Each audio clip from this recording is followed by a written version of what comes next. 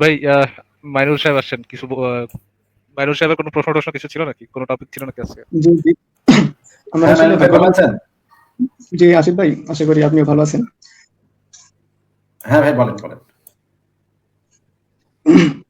আমার আসলে একটু ভাগ্য ভালো যে আসিফ ভাইকে পেয়ে গেছি আজকে। আচ্ছা আসিফ ভাই, আপনার কাছে একটা প্রশ্ন আছে আমার। হ্যাঁ হ্যাঁ প্রশ্নটা বলেন বলেন। হচ্ছে প্রশ্নটা হচ্ছে আমি একটা উদাহরণ দিয়ে বোঝানোর চেষ্টা করি। সেটা হচ্ছে, ধরুন আমার এক বন্ধু আমাকে বলল, আমাকে 1 লক্ষ টাকা দাও, আহ, আমি একটা বাড়ি করব। তখন আমি বললাম, আমিও আমার একজন বন্ধু থেকে আমি 1 লক্ষ টাকা পাই, সে দিলে আমি তোমাকে দেবো, তখন তুমি ঘর বানাই। সেম, আমি আমার বন্ধুকে বললাম, আমার বন্ধু সেম একই কথা বললো, আমি একজন থেকে টাকা পাই, সে দিলে আমি তোমাকে দিব। ওই বন্ধু আবার ওর বন্ধুকে জিজ্ঞেস করলো সেম কথা, আমি একজন থেকে টাকা পাই, সে দিলে আমি তোমাকে দিব। এভাবে যদি ইনফিনিট হয় তাহলে কি? আপনি কি ইনফিনিট রিগ্রেসের কথা তুলবেন? জি জি, ইনফিনিট রিগ্রেস বলতেছি। এখন হচ্ছে আসিফ ভাইয়া, যদি এরকম ইনফিনিট রিগ্রেস হয়, তাহলে কি আমার বন্ধু মানে এই যে 1 লক্ষ টাকা পেয়ে ঘরটা তৈরি করে, এটা কি পসিবল কিনা? এটা হচ্ছে আমার প্রশ্ন। কিন্তু ভাই পৃথিবীতে মানুষের সংখ্যা তো লিমিটেড, এটা তো ইনফাইনাইট না। মানে এক সময় তো গিয়ে শেষ মানুষটা পর্যন্ত আমরা পৌঁছতে পারবো। পৃথিবীতে যদি জি জি 700 কোটি মানুষ থাকে তাহলে তো এক না একদিন তো আমরা শেষ মানুষটা পর্যন্ত পৌঁছতে পারবো, শেষ বন্ধুটা পর্যন্ত পৌঁছতে পারবো, যে টাকাটা দিতে, তার টাকাটা দিতেই হবে। সে আর তার আর কোনো বন্ধুর কথা বলতে পারবে না, তার পিছনে আর কেউ নাই। কিন্তু মানুষের সংখ্যা তো লিমিটেড, মানুষের সংখ্যা তো ফাইনাইট, হ্যাঁ, ইনফাইনাইট না। কিন্তু আমরা যখন ইনফাইনাইটের আলোচনা করছি তখন তো আপনার এমন একটা তুলনা দিতে হবে যেটা হচ্ছে ইনফাইনাইট। ইনফাইনাইটের তুলনার সাথে ইনফাইনাইটের তুলনা চলবে, ফাইনাইটের সাথে ফাইনাইটের তুলনা চলবে, তাই না ভাই? জি জি। যেহেতু আচ্ছা তাহলে আলোচনাটাই হচ্ছে ইনফাইনাইট জিনিসটা নিয়ে, সেহেতু আপনার তো উদাহরণটাও দিতে হবে ইনফাইনাইট একটা জিনিস নিয়ে, তাই না ভাই?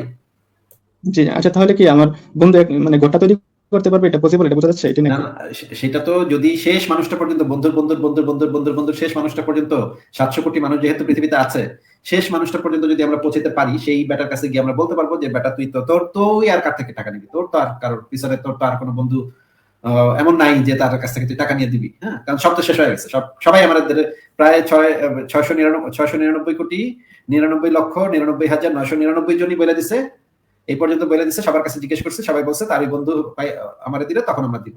তুই আসছিস বেটা লাস্ট ব্যক্তি, পৃথিবীতে শেষ ব্যক্তি হচ্ছিস তুই। তোর তো আর কোনো বন্ধু নাই। তোর তো এই যে 700, মানে আমরা তো সব মানুষ শেষ করে ফেলেছি অলরেডি। তোর তো আর কোনো বন্ধু এমন কেউ থাকতে পারে না যে টাকা পাইলে টাকা দিবে। তোর তো দিতেই হবে, তুই তো শেষ ব্যক্তি পৃথিবীর, হ্যাঁ, তোর তো এখন টাকাটা দিতেই হবে। এইখানে আমরা শেষ ব্যক্তিটা খুঁজে পাইতে পারবো, তার কাছ থেকে আমরা টাকাটা আদায় করতে পারবো, তার কাছ থেকে টাকাটা আদায় করে তারপরে একটার পর একটা নিয়ে সেই প্রথম ব্যক্তিকে আমরা দিতে পারবো। এটা হচ্ছে একটা ফাইনাইট নাম্বার, হ্যাঁ, পৃথিবীতে মানুষের সংখ্যা হচ্ছে একটা লিমিটেড নাম্বার। আর আমরা যে এখানে ইনফাইনাইট রিগ্রেসের কথা বলতেছি, সেখানে তো কোনো ফাইনাইট নাম্বার নাই, সেটা তো ইনফাইনাইট ভাই। জি, তাহলে তো ঘরটা তৈরি করা পসিবল। ঘরটা যদি তৈরি করা অবশ্যই পসিবল, যদি শেষ ব্যক্তিটাকে পাওয়া যায়, যেহেতু ফাইনাইট, সেহেতু ঘরটা তৈরি জি করা তো পসিবল। শেষ ব্যক্তিকে ধইরা তার থেকে গলায় পাড়া দিয়ে টাকাটা বের করতে হবে, বের করে নিয়ে আমরা বাসাটা বানাতে পারবো। জি, তাহলে তো যেহেতু এই কজেশনের যে চেইনটা, এটা যেহেতু এক জায়গায় গিয়ে থেমে গেছে, তাই ঘরটা না তৈরি না, করা এইখানে পসিবল। এক জায়গায় গিয়ে থেমে গেছে, কারণ হচ্ছে এটা একটা ফাইনাইট নাম্বার। পৃথিবীতে মানুষের সংখ্যা লিমিটেড বিধায় আমরা সেই শেষ মানুষটা পর্যন্ত পৌঁছাতে পারছি। কিন্তু পৃথিবীতে যদি আনলিমিটেড নাম্বারের মানুষ থাকতো, সেটার কোনো লিমিট নাই। মনে করেন কোটি কোটি কোটি কোটি কোটি কোটি কোটি কোটি কোটি কোটি কোটি কোটি কোটি এমন কোনো সংখ্যাই নেই, আনলিমিটেড মানুষ আছে, তখন তো আর এটাকে খুঁজে পাওয়া যেত না, শেষ পর্যন্ত কার কাছে পৌঁছে পাবো, তখন তার বাসাটা তৈরি করা যেত না। জি, এই হিসাবে আমরা, আচ্ছা এটা পসিবল হয়েছে। আচ্ছা এখন আমি একটা মূল টপিকে যাই। সেটা হচ্ছে, ধরুন এখন স্রষ্টার কথায় আসি। ধরুন এই যে আমাদের এই যে ইউনিভার্স, স্পেস টাইম ইউনিভার্স, এটা ধরুন আমি দাবি করলাম যে একজন স্রষ্টা এটা তৈরি করছে। যেহেতু তৈরি করছে, উনি নিশ্চয়ই খুবই বুদ্ধিমান। হ্যাঁ না না না, স্রষ্টা যে তৈরি করছে সেটা সপক্ষে আপনি কি, আপনার কাছে কি যুক্তি তথ্য প্রমাণ আছে, নাকি জি জি শুধুমাত্র দাবি এটা? জি, এই হ্যাঁ একটা যুক্তি আছে, যে আমার এই যে যুক্তিটা দিলাম একটু আগে, যে আমার বন্ধু যে গড়টা তৈরি করতে পারলো, মানে এক জায়গায় গিয়ে থেমে যাওয়ার কারণে, তার কারণে কিন্তু গড়টা মানে এটা গড়ের অস্তিত্বটা পসিবল হয়েছে যে। না না না, আর ঘরের এরকম যে অস্তিত্ব আমাদের, যে পসিবল হয়েছে, সে বানাইছে দেখে পসিবল হয়েছে, এই তথ্যটা যে আপনি দিচ্ছেন এটার সপক্ষে প্রমাণ কি, যে সে বানাইছে দেখেই এটা তৈরি হওয়া সম্ভব হয়েছে, সে না বানাইলে এটা তৈরি হওয়া সম্ভব হতো না, এই তথ্যের এভিডেন্স কি ভাই? মানে আমি স্রষ্টা যে বানাইছে এটা বলতেছি না, যে স্রষ্টা বানাইছে এটা বলতেছি না, আমি এটা বোঝানোর চেষ্টা করতেছি যে স্রষ্টার চেইনটা থামার কারণেই স্পেস টাইম ইউনিভার্সটা সৃষ্টি হয়েছে, এটা বোঝানোর চেষ্টা করতেছি। যদি এটা স্রষ্টা এটা না না না না থামতো, না মানে না না না না ভাই, না ভাই, আপনি যে জিনিস যে যুক্তিটা উপস্থাপন করছেন যে স্রষ্টা বানাইছে দেখি এই জিনিসটা আছে, এটাই তো আপনার প্রাইমারি দাবি, তাই না? জি জি, স্রষ্টা তাহলে যেহেতু, হ্যাঁ সেই এটা তো স্রষ্টার অস্তিত্বের স্রষ্টার অস্তিত্বের সপক্ষেও তো একটা এমন আরেকটা স্রষ্টা লাগবে যে স্রষ্টাটা তাকে বানাইছে, না হলে সে আসলো কোত্থেকে? সেই প্রশ্নটা তো আপনার যুক্তির সাপেক্ষেই আমরা সেই যুক্তিটা আপনার স্রষ্টার উপর অ্যাপ্লাই করতে পারি। এটা তো আমরা নিজেরা কোনো যুক্তি তৈরি করতেছি না, আপনার যুক্তিটাই আপনার স্রষ্টার উপর অ্যাপ্লাই করতেছি।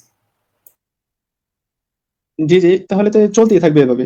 না না, এক লক্ষ এক। যদি চলতে থাকে সেটা যদি ইনফাইনাইট রিগ্রেসের ভিতরে চলে যায়, তাহলে বুঝতে হবে যে আপনি যে যুক্তিটা প্রাইমারি যুক্তিটা দিচ্ছেন সেই যুক্তিটার ভিতরে গলদ আছে, সেই কারণেই এই জিনিসটা ইনফাইনাইট রিগ্রেসের ভিতরে চলে গেছে। তাহলে উম, বলেন। তাহলে তো মানে মানে একজন তো একটা কজ তো থাকার কথাই, যে যার উইল পাওয়ার আছে একটা, সেই এটা তৈরি করছে। উইল পাওয়ার যদি থাকে তাহলে তো এটা একটা সচেতন সত্তা, একটা বুদ্ধিমান সত্তা। এখন বুদ্ধিমান সত্তা যদি হয় তাহলে তো সেটা ইনফাইনাইট রিগ্রেসের ভিতরে পড়বে। জি, বুদ্ধিমান সত্তা তৈরি করছে, আর এটা যে ইনফিনিট রিগ্রেসের ভিতরে যায় না, এটার কিন্তু প্রুফ করে যে এটা তৈরি হওয়া, ইউনিভার্সটা তৈরি না না, হওয়া। ইনফাইনাইট রিগ্রেসের ভিতরে যায় না কিভাবে? যদি বুদ্ধিমান সত্তা হয়, আমরা বুদ্ধিমান সত্তা, আমরা ইন্টেলিজেন্ট বিইং, এই কারণে যদি যুক্তিটা হয় যে ইন্টেলিজেন্ট বিইং এমনি এমনি তৈরি হতে পারে না, এত সুন্দর পৃথিবী, এত সুন্দর সুশৃঙ্খল পৃথিবী এমনি এমনি তৈরি হতে পারে না। এটা এই প্রাইমারি যুক্তির উপরে ভিত্তি করেই তো আপনি স্রষ্টার ধারণাটা আনলেন।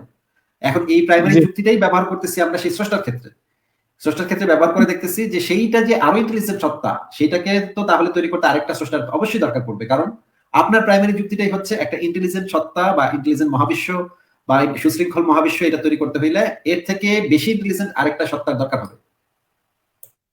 আচ্ছা ঠিক আছে, বুঝতে পারছি। এখন আমি একটা ছোট একটা উদাহরণ দিই। আচ্ছা ধরুন আসিফ ভাই, আপনি ধরুন ধরুন অ্যামাজন জঙ্গলে এমন একটা রাস্তা আছে, যে রাস্তা দিয়ে কখন মানুষ যায় নাই, ঠিক আছে? ওই রাস্তা দিয়ে আপনি হাঁটতেছেন, পথের মধ্যে আপনি একটা ফুটবল পেলেন, তখন কি আপনার হ্যাঁ, মাথায় এটা আসবে না যে বুঝতে পেরেছি। ওইখানে যদি আপনি একটা ফুটবল পান বা একটা মোবাইল ফোন পান বা একটা ঘড়ি পান, তাহলে অবশ্যই আপনার মাথায় এই জিনিসটা আসবে যে এটাকে কে বানাইলো।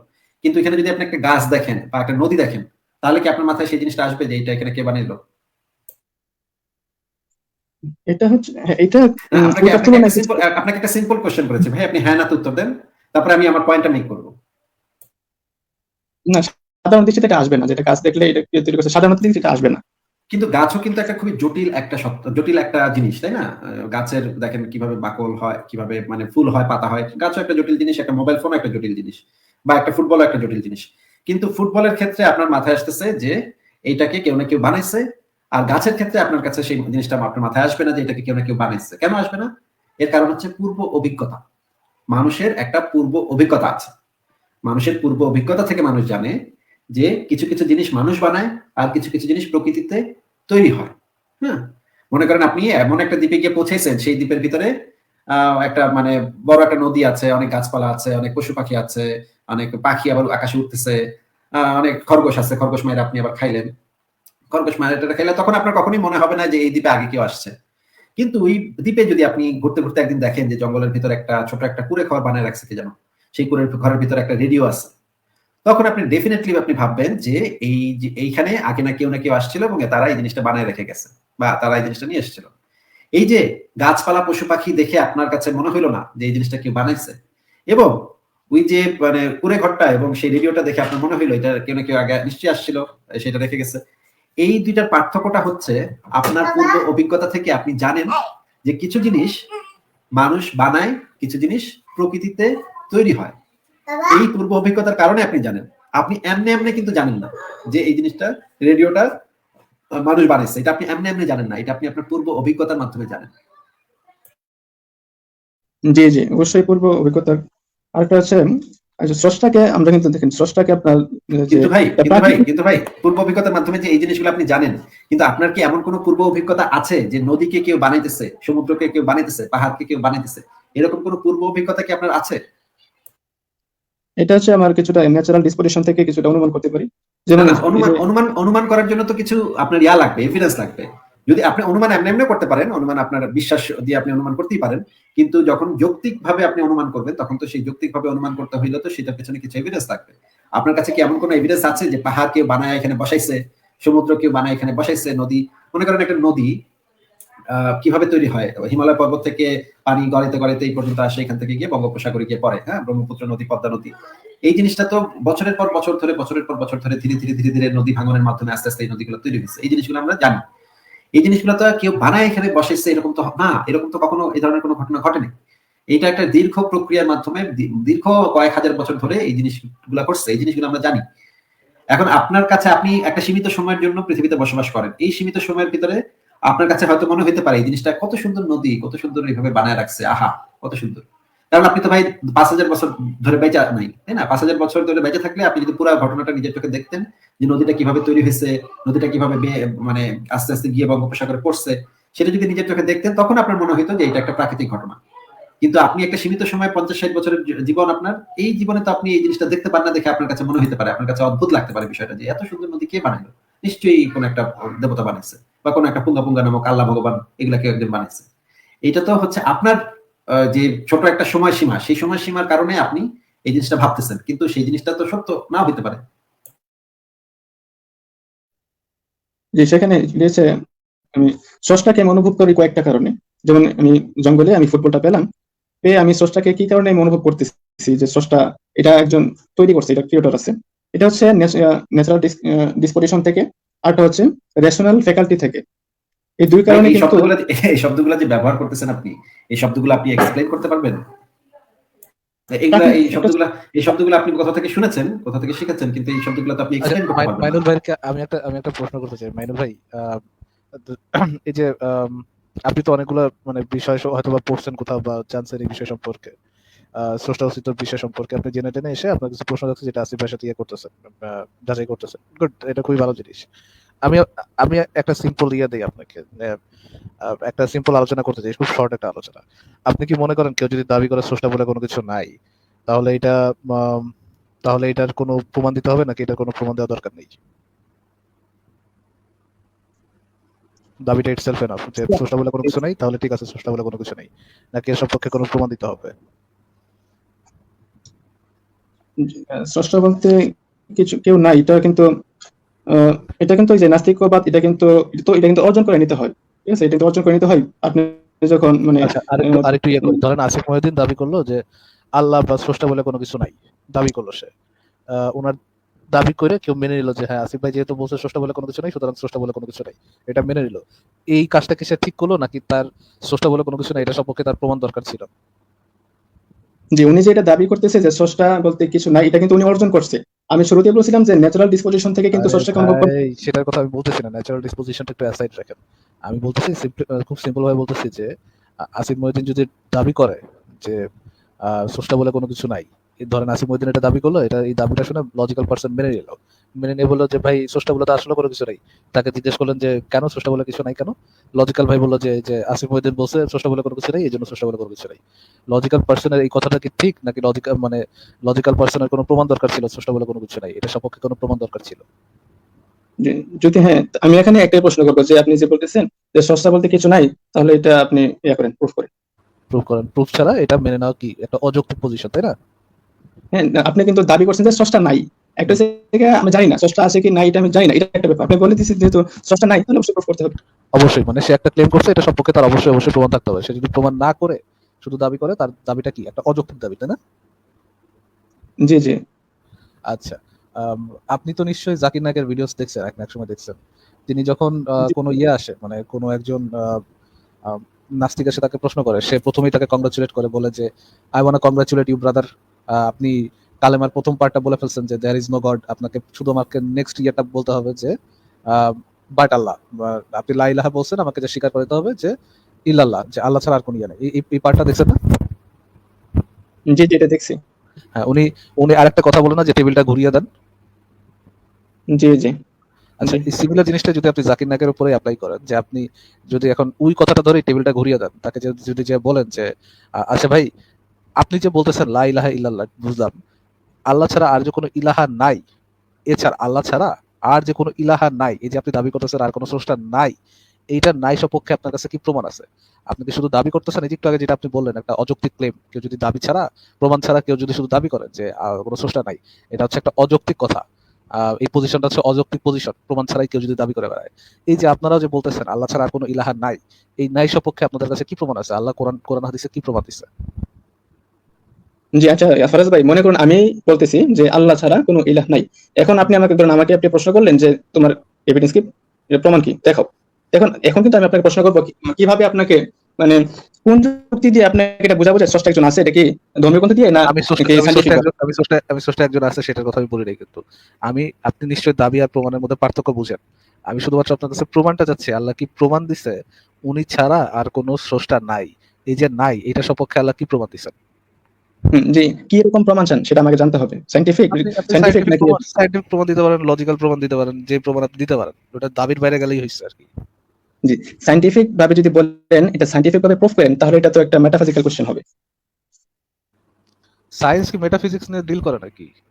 মেটাফিজিক্সে যেতে গেলে তো আপনাকে ফিজিক্স আচ্ছা ফিলোসফিতে যেতে হবে। আচ্ছা আচ্ছা, ফারাজ, আমি একটা আহ, উদাহরণ দিই। আপনি ফারাজ ভাই, সায়েন্স, আমার আমি কথা বলতেছিলাম যে আল্লাহ কোরআনে কি প্রমাণ দিচ্ছে? সাইন্টিফিক প্রমাণ দেখ, আল্লাহ কোরআনে সাইন্টিফিক প্রমাণ দেওয়া পসিবল না। বা হয়তো বা রিজনিং দিতে পারে। কি রিজনিং দিচ্ছেন, কি প্রমাণ দিচ্ছেন, মানে কিভাবে আপনারা কনভিন্সড হলেন যে অন্য কোনো সোর্সটা নাই? এই যে নাই বলতে কি ধরনের রিজনিং গুড এনাফ, আমি সেটাই জানতে চাচ্ছি। হ্যাঁ, আসিফ ভাই, সরি আমি আপনাকে একটু interrupt করলাম। ফারাজ ভাই, আমার মনে হচ্ছে কি যে মানে আমাদের মইনুল ভাই বোধহয় একটা বই টই পড়ে এসেছেন।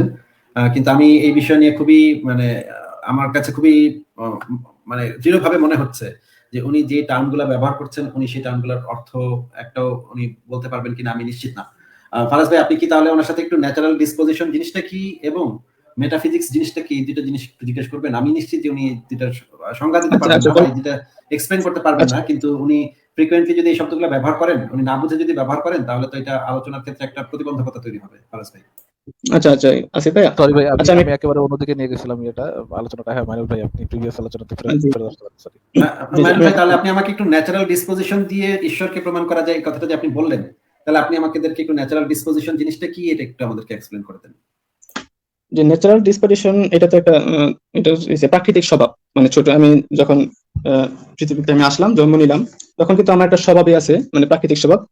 আহ, আমি আমি অনুভব করি যে আমার একজন স্রষ্টা আছে, না একজন না, না স্রষ্টা না, আছে। এটা অনুভব করেন মানে বুঝলাম না। অনুভব করেন এটা ছোটবেলা থেকে যদি একজন মানুষকে না জানানো হয়, তাহলে সে কিভাবে অনুভব করবে যে তার একজন স্রষ্টা আছে? এটা জি কিভাবে জি সম্ভব? জি জি জি। যেমন এই যে আমার সামনে একটা বই আছে, ঠিক আছে, এই বইটা দেখে আমি অনুভব করতেছি, মানে আমি আমার ধারণা যে এটা একটা ক্রিয়েটর, এটা একটা লেখক আছে, না না, মেকার আছে, যে লেখক। এই বইটা আপনি ন্যাচারালি পান নাই যে এই বইটা আপনাকে কেউ তৈরি করেছে। আপনি বড় হয়েছেন, আপনার একটা দীর্ঘ অভিজ্ঞতা হয়েছে, সেই অভিজ্ঞতার মাধ্যমে আপনি জানতে পেরেছেন যে বই জিনিসটা হচ্ছে একটা তৈরি করা জিনিস, কিন্তু গাছপালা এটা তৈরি করা জিনিস না। এই জ্ঞানটা আপনি ধীরে ধীরে অর্জন করেছেন ছোটবেলা, একেবারে ছোটবেলা থেকেই। আপনি যে বাড়িতে থেকে জন্ম হয়েই আপনি এটা বুঝতে পেরে গেছেন যে বইটা কেউ তৈরি করছে, গাছ কেউ তৈরি করেনি। ব্যাপারটা এরকম না। ছোটবেলাতে যদি আপনাকে এই দুইটার পার্থক্য বুঝায় না দেওয়া হইতো, বা আপনি আপনার অভিজ্ঞতার মাধ্যমে এই জিনিসটা বুঝতে না পারতেন, তাহলে আপনার কাছে মনে হইতো যে বই এবং এই যে গাছ দুইটা একই রকমের জিনিস। দুইটার ভিতরে যে পার্থক্য আছে, একটা মানুষের তৈরি, একটা প্রকৃতিতে তৈরি হয়, এই পার্থক্যটা ছোটবেলা থেকে আপনাকে যদি না হইতো, আপনার জ্ঞান বুদ্ধি ডেভেলপ না করতো, তাহলে আপনি এই জিনিসটা বুঝতে পারতেন না। এটা আপনার জ্ঞান বুদ্ধির কারণে আপনি বুঝতে পারেন। আপনাকে আমি জিজ্ঞেস করেছি ন্যাচারাল ডিসপোজিশন জিনিসটা কি, সেটা একটু আমাদেরকে বুঝাই দেন ভাই। জি, ন্যাচারাল ডিসপোজিশন যেটা আমি বুঝতে পারি সেটা হচ্ছে আহ, প্রাকৃতিক একটা স্বভাব আর কি। মানে ধরুন আমি ছোটবেলা থেকে আমার মাকে দেখে আসছি, ছোটবেলা মাকে মা, বাবাকে বাবা বলে ডেকে আসছি ছোটবেলা থেকে। আমার কিন্তু মনে কিন্তু কিন্তু এটা তো ন্যাচারাল ডিসপোজিশন দিয়ে তো কোনো কিছু প্রুফ হয় না। মনে করেন ছোটবেলা আমি যখন ছোট ছিলাম, তখন আমি আগুন ধরতে চাইতাম। আমি মোমবাতি দেখলে আমি আগুনটা ধরতে চাইতাম। আমি বুঝতাম না, আমার জ্ঞান বুদ্ধি এতটা ছিল না, আমি জানতাম না যে আগুনটা ধরলে আমার হাতটা পুড়ে যাবে। কারণ কি? কারণ আমি জ্ঞান বুদ্ধি কম ছিল, আমি তখন এই জিনিসগুলো বুঝতে পারতাম না। বা পানি, পুকুর দেখলে আমি লাফ দিতে চাইতাম। আমি বুঝতাম না যে পুকুরে যদি আমি লাফ দিই তাহলে আমি ডুবে মরে যেতে পারি। আমি তো সাঁতার পারি না, আমি তো ডুবে মরে যাবো।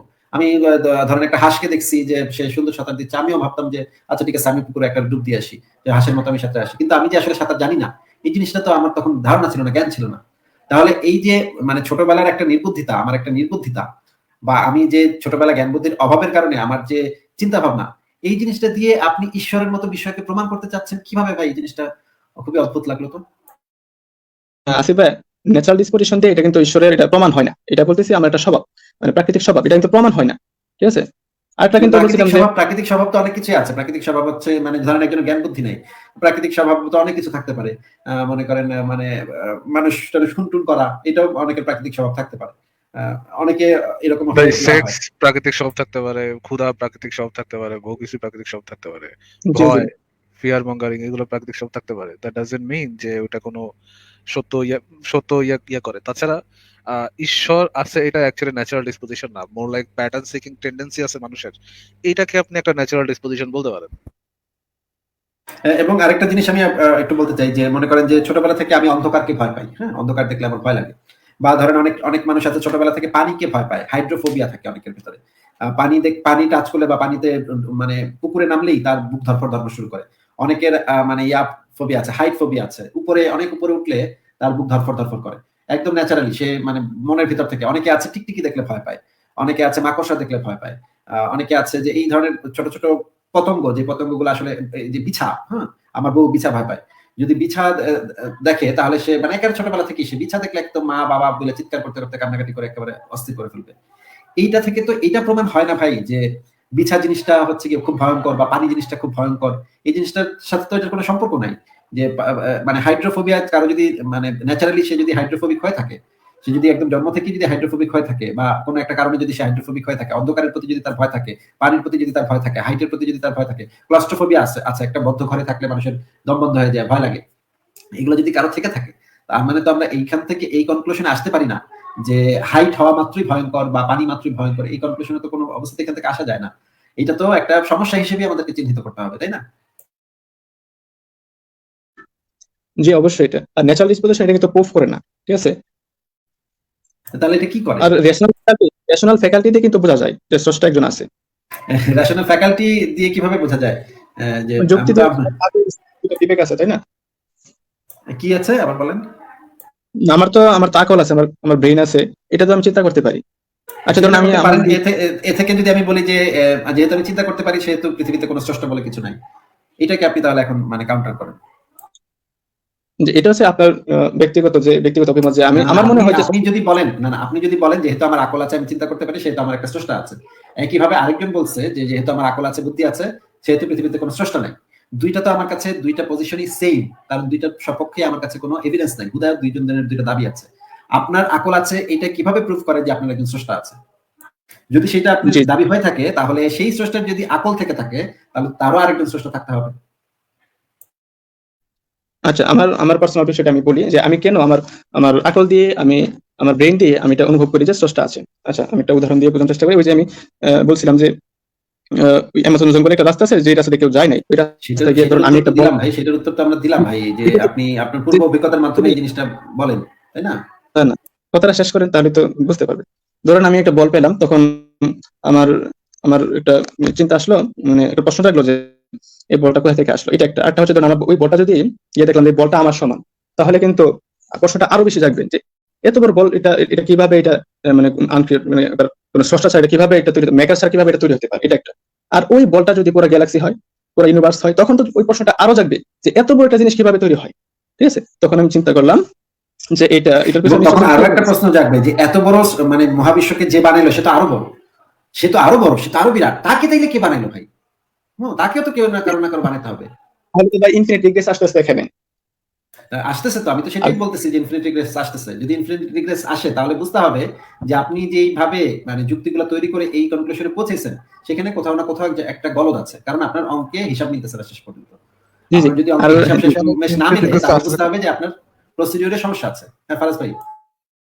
সরি ভাই, আমি বলতেছিলাম যে তাহলে ইনফিনিট রিগ্রেসটা আপনি যে বলতেছেন ইনফিনিট রিগ্রেস আসতেছে, ইনফিনিট রিগ্রেস আসতেছে কেন? আপনি যখন ধরে নিচ্ছেন যে আহ, সবকিছু একটা স্রষ্টা থাকতে হবে, যেহেতু কমপ্লেক্স সেহেতু এটার একটা স্রষ্টা থাকতে হবে। ওইটা যদি আপনার প্রসিডিউর হয় তাহলে নেক্সট স্টেপটাই হচ্ছে যে এই স্রষ্টা আরো কমপ্লেক্স, তারও একটা স্রষ্টা থাকতে হবে। এখন যদি আপনি বলেন যে না, যেহেতু এইভাবে গেলে আমাদের ইনফিনিট রিগ্রেস চলে যাবে সেহেতু আমরা ওখানে যেতে পারবো না, তাহলে আপনার ওই যে প্রপোজালটা, প্রথম প্রপোজালটা যে কমপ্লেক্স হইলে কোনো কিছু স্রষ্টা থাকতে হবে, এই প্রপোজালটাই যে রং, ওই প্রপোজালটাই যে আপনাকে ইনফিনিট রিগ্রেসের দিকে নিয়ে যাচ্ছে, সেটাই তো আপনার রিয়েলাইজ করতে হবে যে কমপ্লেক্স থাকলেই স্রষ্টা থাকবে, এই প্রপোজালটাই দিনের শেষে রং হচ্ছে। কারণ আমরা যদি এটা ধরে সামনে আগাই তাহলে আমরা ইনফিনিট রিগ্রেসে চলে যাচ্ছি। আপনি যদি একটা সূত্র দিয়ে একটা গাণিতিক সমস্যা সমাধান করার চেষ্টা করতে থাকেন এবং দেখেন যে উত্তর মিলতেছে না, তখন তো আপনার বুঝতে হবে যে যে সূত্র ব্যবহার করে আপনি সেই সমস্যাটা সমাধান করতে চেষ্টা করতেছেন সেই সূত্রতে একটা সমস্যা আছে, সেই সূত্রতে সমস্যা থাকার কারণে আপনার মানে অঙ্ক মেলে না, তাই না ভাই? সূত্রে যদি আপনি বলেন সূত্রের মধ্যে একটা ভুল আছে, তাহলে তো ভুলটা তো আপনার বের করতে হবে, তাই না? আপনি তো এটা মানে ভেরিফাই না করে আপনি বলতে পারেন না যে ভুল আছে, তাই না? তো সূত্রটা ব্যবহার করে আপনি যখন অঙ্কটা করতেছেন উত্তর মিলতেছে না, তখনই তো আপনি বুঝতেছেন যে এই সূত্রতে গলদ আছে। কিন্তু উত্তর তো আমি পাচ্ছি, যে আমি উত্তরটা আমি দিয়ে নিই, এই যে না, ইনফিনিট। উত্তরটার ক্ষেত্রেও তো আপনার ওই সূত্রটাই অ্যাপ্লাই করতে হবে, যে সূত্রটা ধরে আপনি অঙ্কটা করছেন সেখানেও তো সেই সূত্রটাই অ্যাপ্লাই করতে হবে। তখন আপনি বলতেছেন না না আমি আর খেলবো না, আমি এইটুক পর্যন্ত খেলবো, এরপরে আর খেলবো না, এরপরে ভাই আর আর আমি যাবো না, এরপরে আর আমি আমার সূত্র যে সূত্র দিয়ে আমি এইটুক অঙ্ক করছি বাদ বাকি অঙ্কের ক্ষেত্রে আমি এই সূত্র আর ব্যবহার করবো না ভাই। এটা তো ভাই স্পেশাল প্লিডিং হইলো, আপনি একটা আপনার ঈশ্বরকে একটা স্পেশাল প্লিডিং দিচ্ছেন, একটা স্পেশাল একটা ইয়া দিয়ে দিচ্ছেন, হ্যাঁ, ইনডেমনিটি দিয়ে দিচ্ছেন যে সে আর এই সূত্রের ভিতরে পড়বে না। তাহলে সে যদি এই সূত্রের ভিতরে না পড়ে তাহলে মহাবিশ্ব এই সূত্রের ভিতরে পড়ছে, এটা আপনি কিভাবে দাবি করেন? আচ্ছা, আসিফ ভাই, এই যে গ্যালাক্সিটা তৈরি হলো, আচ্ছা এটা কি এটার থেকে কি এই সিদ্ধান্ত নেওয়া যায় না যে এটার একটা ক্রিয়েটর আছে? না, এই সিদ্ধান্ত নেওয়া যায় না। কিভাবে নেওয়া যায়? কেন এটা মানে এটা থেকে এটা এটা থেকে এই সিদ্ধান্ত, শুধুমাত্র এই সিদ্ধান্তটাই নেওয়া যায় যে এটা কি কেমনে কি এটা আমরা জানি না ভাই।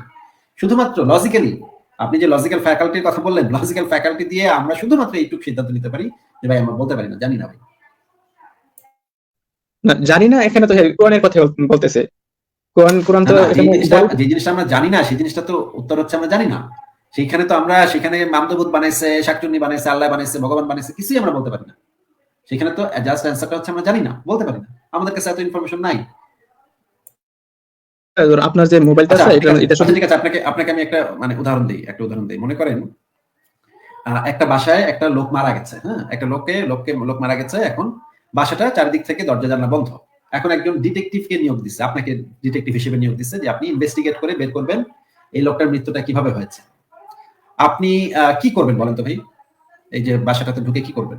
আপনি হচ্ছেন একজন ডিটেকটিভ, নিজেকে একজন ডিটেকটিভ মনে করেন, ডিটেকটিভ মানে হচ্ছে গোয়েন্দা, যে আপনি ইনভেস্টিগেট করে বের করবেন যে এটা কিভাবে কেমনে কি হয়েছে। কি করবেন বলেন তো ভাই? ভাই, এটা হচ্ছে এটা ক্যাপচার করা সম্ভব, কিন্তু স্রষ্টা এটা কিন্তু ক্যাপচার করা না সম্ভব না, না। আপনাকে স্রষ্টার দিকে যাচ্ছি না তো ভাই, আপনি আমাকে জাস্ট এটা বলেন যে সেই বাসাটাতে একটা লোক মারা গেছে, ভিতরে মরে পড়ে আছে, পুলিশ আপনাকে দায়িত্ব দিছে এই বিষয়টা ইনভেস্টিগেট করার। ইনভেস্টিগেশনের কাজটা আপনি কিভাবে শুরু করবেন বলেন তো ভাই? শুরুতে লাশের কাছে আমি যাবো, গিয়ে সূত্র বিচারবো। আহ, শত্রুকে কিন্তু কোনো এভিডেন্স পাচ্ছেন না, আপনি মনে করেন না এভিডেন্স না, পাচ্ছেন না। শত্রু না, সূত্র বিচারবো। আচ্ছা আচ্ছা, মানে আচ্ছা, মনে করেন কিছুই পাচ্ছেন না, ফিঙ্গারপ্রিন্ট পাচ্ছেন না, পোস্টমর্টেম করতে দিলেন কিছুই পাচ্ছেন না, পাওয়া যাচ্ছে না কিছু জিনিস, তাহলে আপনি কি করবেন এখন তাহলে? এটা কিন্তু সিদ্ধান্ত নিতে পারি যে এটা মার্ডার হয়েছে, ঠিক আছে, যেহেতু আর পেটে ধরেন ছুরিকাঘাত আছে, মানে আঘাতের চিহ্ন আছে, এগুলো দেখে না কিন্তু না, সেটা তো একটা এভিডেন্সের উপরে ভিত্তি করে ছুরির আঘাত, এই এভিডেন্সটা যদি আপনি পান তখন আপনি শুধুমাত্র বলতে পারেন যে তাকে কেউ খুন করছে নাকি। এছাড়া নাকি মানে এমনি দেখলেই আপনি বুঝে যাবেন যে এমনি মরছে, আপনি বুঝে গেছেন যে কেউ হত্যা করছে, এটা কি আপনি মনে করবেন? মানে যদি এরকম কোনো ইয়া না থাকে, কোনো না, সূত্র মনে না করেন থাকে আপনার যে দিলে ফিল আসছে, মনে করেন তার কোনো ক্ষতচিহ্ন নাই, শরীরে কোনো ক্ষতচিহ্ন কিছুই নাই, কিন্তু আপনার দিলে ফিল হ্যাঁ কিছু হইতেছে এটা কি কলিমুদ্দিনই মারছে, আপনার দিলে ফিল হচ্ছে, হ্যাঁ। না, এখন শুধু আপনি কি এই দিলের না না না, এটা তো কোনো ফিলিংস এর উপর ভিত্তি করে, হ্যাঁ বলেন। না, অবশ্যই না, না, এটা কিভাবে হয়? তো তো তো এখন এখন তখন কোনো আচ্ছা, তখন কোনো ইয়াও নাই, তখন কোনো মার্ডার কোনো হয়েছে ধরনের না ইয়া নাই, এটা? না না, কোনো ধরনের এভিডেন্স নাই যে মার্ডার হয়েছে কিনা বা সে এমনি এমনি মরছে কিনা, কিছু আপনি পাইতেছেন না। তখন বিচারক আপনাকে জিজ্ঞেস করলো, এই মইনুল ইসলাম, আপনাকে তো গোয়েন্দা হিসেবে নিয়োগ দিছিলাম, আপনি কি বাই করলেন বলেন দেখি, কি বাই করছেন বলেন। আপনি কি বলবেন? কলিমুদ্দিন মারছে নাকি এটা বলবেন? না এটা না, এটা বলা উচিত যে আমি এখন ওইটা রেজাল্ট পাইনি, আমাকে আর কয়েকদিন সময় দেওয়া হোক। ও না না না না না না, এটা কেন বলবেন ভাই? আপনি তো বলা উচিত যে কলিমুদ্দিন মারছে। ভাই, আসিফ ভাইয়া, কি বলেন, আপনি যে কি উদাহরণ বলেন দিচ্ছেন এটা না, কি বলেন ভাই? কেন আপনার তো আসিফ এখানে অবশ্যই বলা উচিত বিচারক সাহেব কলিমুদ্দিন মারছে, আমার কাছে কোনো এভিডেন্স নাই কিন্তু কলিমুদ্দিন মারছে। না না, কলমিতুন মাস্টার, এটা তো আমি কিভাবে বলতে পারি, কিন্তু আপনার স্রষ্টার সাথে কিন্তু এটা আপনার অ্যানালজি হচ্ছে না না না কিন্তু। না না, কিভাবে বলতে পারেন সেটাই তো আমি জিজ্ঞেস করতে, সেটাই আমার পয়েন্ট, যে আপনি কি না, এভিডেন্সের উপর ভিত্তি বলা করেন। আপনি বলতেছেন যেহেতু বেটা মরছে সেহেতু কলিমুদ্দিন মারছে, যেহেতু মরছে বেটা সেহেতু কলিমুদ্দিনই মারছে, কলিমুদ্দিনই খুনি। এটা যদি আপনি বলেন তাহলে তো এটা কি এভিডেন্স হিসেবে আপনি উপস্থাপন করতে পারেন যে যেহেতু বেটা মরছে সেহেতু কলিমুদ্দিনই মারছে?